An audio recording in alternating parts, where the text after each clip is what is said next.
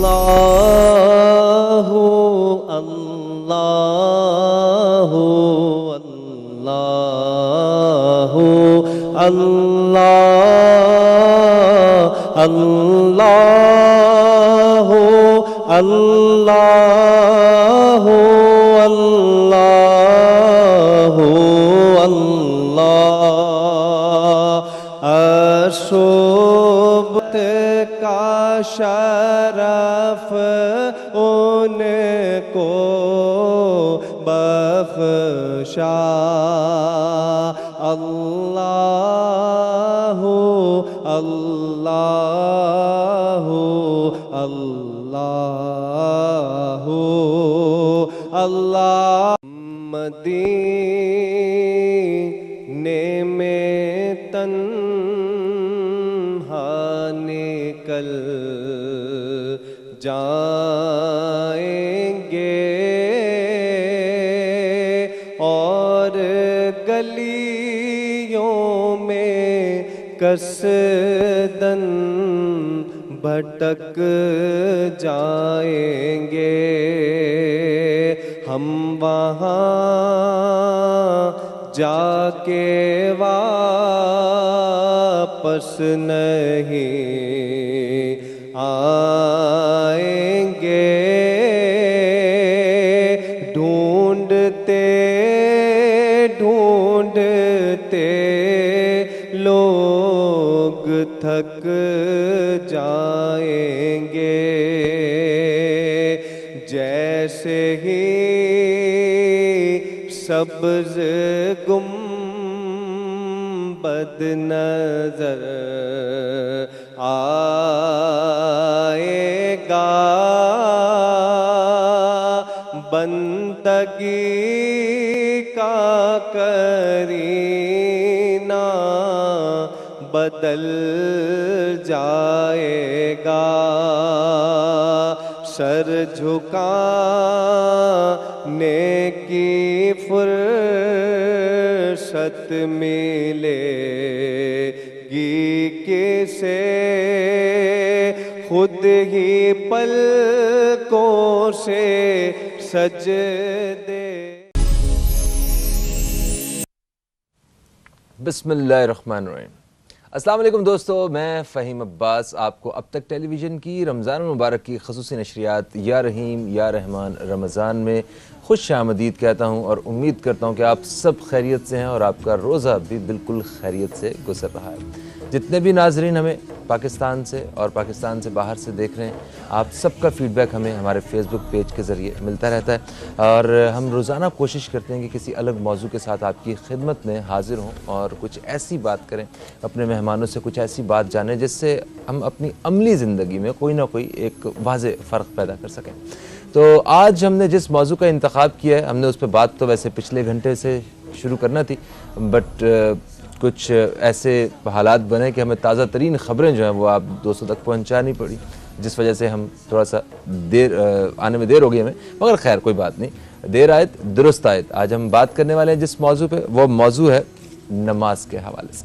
नमाज एक मुसलमान के लिए क्या है, इस हवाले से हमने आज बात करनी है। नमाज दीन का सतून है, नमाज जन्नत की कुंजी है, नमाज में दिल का सुकून है। अगर वाकई नमाज जो है वो मोमिन का मिराज है और इतनी उसकी अहमियत है, इतनी उसकी फजीलत है, तो फिर हम मुसलमान अपनी मस्जिदों को इतना वीरान क्यों रखते हैं? क्या अगर वाकई हम इसको अमली तौर पे लेके मतलब नमाज को अपनी ज़िंदगी में शामिल करते हैं, तो फिर हमारी मसाजिद में जुमे वाले दिन जुमे की नमाज के वक्त और फजर की नमाज में इतना ज़्यादा फ़र्क क्यों होता है? यकीन करें, जुमे के दिन नमाज़ पढ़ने जाते हैं ना, तो ऐसा लगता है कि हमारे यहाँ मसाजिद की कमी है और मसाजिद होनी चाहिए। और फजर के वक्त या इशा के वक्त अगर किसी मस्जिद में अगर आप जाएं तो आपको लगेगा कि शायद ये मसाजिद बहुत ज़्यादा हैं, इनकी इतनी ज़रूरत नहीं है। ये सोचने की बात है। आज हम इसी हवाले से बात करेंगे। मैं सबसे पहले तारुफ़ करवाऊँगा, मेरे साथ जो नहायत ही अहम मेहमान मौजूद हैं। हमारे साथ इनका बड़ा पुराना साथ है और جب سے ہم یہ پروگرام کر رہے ہیں، رمضان کی ٹرانسمیشن ہو یا ہمارا معمول کا جو پروگرام ہے نیوز کیفے ہو، تب سے ہمارے ساتھ پروگرام میں یہ ساتھ ہیں جناب علامہ سعید رضا صاحب. آپ کو خوش آمدید. السلام علیکم. وعلیکم السلام. آپ پر اللہ کا شکر ہے. حسین بھائی آپ کیسے ہیں؟ میں بالکل ٹھیک ٹھاک ہوں. آپ کی طبیعت ٹھیک ہے؟ احسان مالک کا بڑا کرم. ماشاء اللہ ماشاء اللہ. اچھا، میرے ساتھ جو دوسری مہمان شخصیت ہیں، آپ بھی ایک اسلامک اسکالر ہیں اور نوجوان اسلامک اسکالر ہیں، مفتی بلال رضا قادری صاحب. آپ کو بھی خوش آمدید. السلام علیکم. کیسے ہیں آپ بھائی؟ السلام ورحمۃ اللہ. الحمدللہ. آپ سنائیں آپ کیسے ہیں؟ الحمدللہ الحمدللہ ماشاء اللہ. سر میں اجازت ہو سعید صاحب سے گفتگو شروع کی جائے؟ ٹھیک ہے. علامہ صاحب، جو بات ابھی میں ابتدائیہ میں کر رہا تھا کہ نماز ایک مومن کے لیے بہت کچھ نہیں سب کچھ ہے نا. مطلب آپ کو ہمیں برائی سے روکتی ہے، بے حیائی سے روکتی ہے، ہمیں سیدھا راستہ دکھاتی ہے. جو کریٹر ہے، جو خالق ہے، اس کے ساتھ ایک جو قرب ہے وہ قرب پیدا کرتی ہے. سب کچھ ہمیں ملتا ہے اس سے. تو ہم لوگ عملی طور پہ کافی پیچھے کیوں ہیں؟ جی ہاں، یہ بات بہت اہم بات ہے. اعوذ باللہ من الشیطان الرجیم. بسم اللہ الرحمن الرحیم. سب سے پہلے تو جمعہ مبارک سب لوگوں سننے والوں کو آپ کی توسط سے. اور نماز کا ٹاپک ہے اور جمعے کا دن ہے. جیسے کہ ابھی آپ کہہ رہے تھے، یہ حقیقت ہے کہ جب میں جمعہ پڑھنے گیا اپنی مسجد میں تو میں تھوڑا لیٹ ہو گیا تھا. ویسے میں ہر جمعے جاتا ہوں تو مجھے گیٹ پہ بھی جگہ نہیں ملی.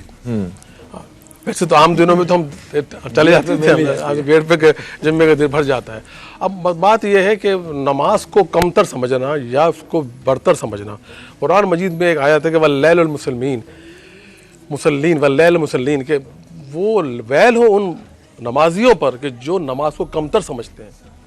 یعنی کہ نماز کو تو پڑھتے بھی ہیں، سمجھتے بھی ہیں، لیکن کمتر سمجھتے ہیں. یہ آپ کی بات کا جواب ہے کہ عام دنوں میں دیکھیں مسجد کتنی بھری ہوئی ہے. یہ آپ سبجیکٹ بنا لیں، اے بی سی کر لیجئے آپ. عام دنوں میں مسجد کتنی بھری ہوئی ہے، جمعے کو کتنی بھری ہوئی ہے، رمضان میں کتنی بھری ہوئی ہے، اور عید پہ کتنی بھری ہوئی ہے. اگر آپ کو سارے مسلمان دیکھنے ہوں تو عید کی نماز پڑھنے جائیں، سارے مسلمان نظر آ جائیں گے. اگر آپ کو 70% مسلمان دیکھنے ہوں تو رمضان میں نماز پڑھنے جائیں. اگر آپ کو 50% مسلمان دیکھنے ہوں تو جمعے کو نماز پڑھنے جائیں. 25% نماز پڑھنے والے دیکھنے ہوں تو عام دنوں میں جائیں نماز پڑھنے. بڑا لحاظ کیا آپ نے ویسے 25 خیال کرنا پڑے گا تو برا مان جائیں گے. دیکھیں بات پتہ کیا بڑی عجیب سی بڑی اہم بات ہے. پروردگار کی عبادتوں میں رمضان، روزہ، حج، زکوٰۃ، خمس، ساری عبادتیں ہیں. اچھا، مزے کی بات یہ ہے کہ نماز وہ واحد عبادت ہے جو پورے سال واجب ہے. روزہ سال میں 30 دن واجب ہے. 30 دن صحیح ہے. حج سال زندگی میں ایک دفعہ. زندگی میں ایک دفعہ. ٹھیک ہے. حج زندگی میں ایک دفعہ. اور خمس سال میں ایک دفعہ. سال میں ایک دفعہ. اب پروردگار نے عبادتوں کو بوجھ کتنا کم ڈالا ہے آپ کے اوپر.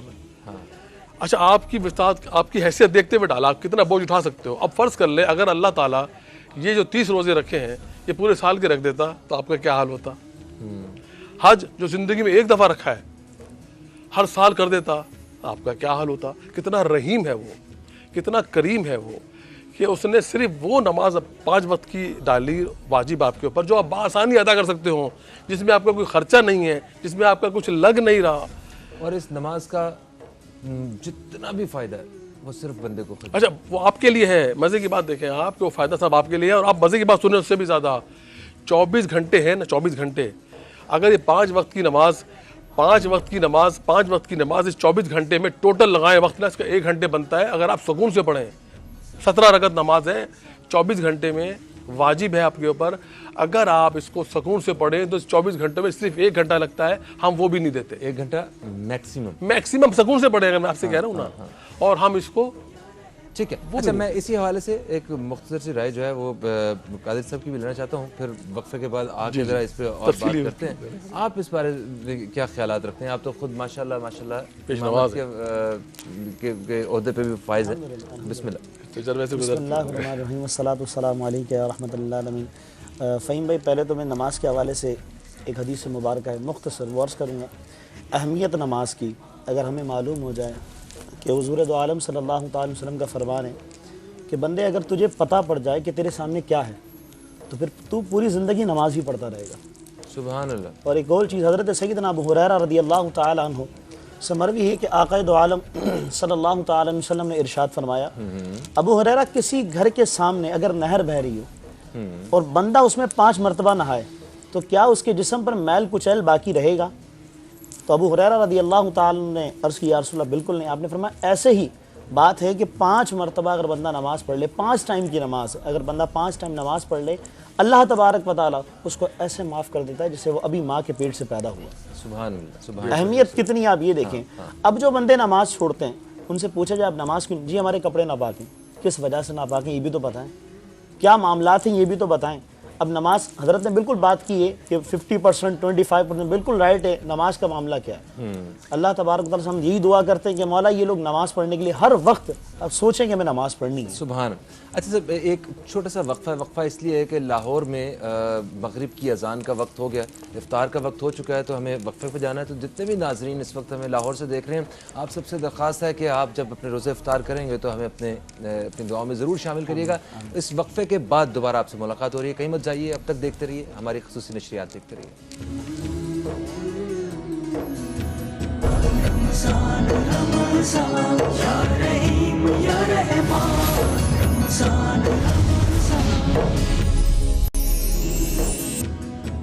ایک وقفے کے بعد رمضان المبارک کی اس خصوصی نشریات یا رحیم یا رحمان رمضان میں میں فہیم عباس آپ کو پھر سے خوش آمدید کہتا ہوں، اور یقیناً لاہور کے ہمارے جو بہن بھائی ہیں وہ اس وقت روزہ افطار کر چکے ہوں گے، اور ابھی کراچی میں اور اس کے گردنواح کے جو ہمارے بہن بھائی ہیں ان کے افطار کا وقت ہونے والا ہے۔ اس سے پہلے ہم نے کہا اس موضوع کو ذرا اپنا اختتام کی طرف لے کے جاتے ہیں۔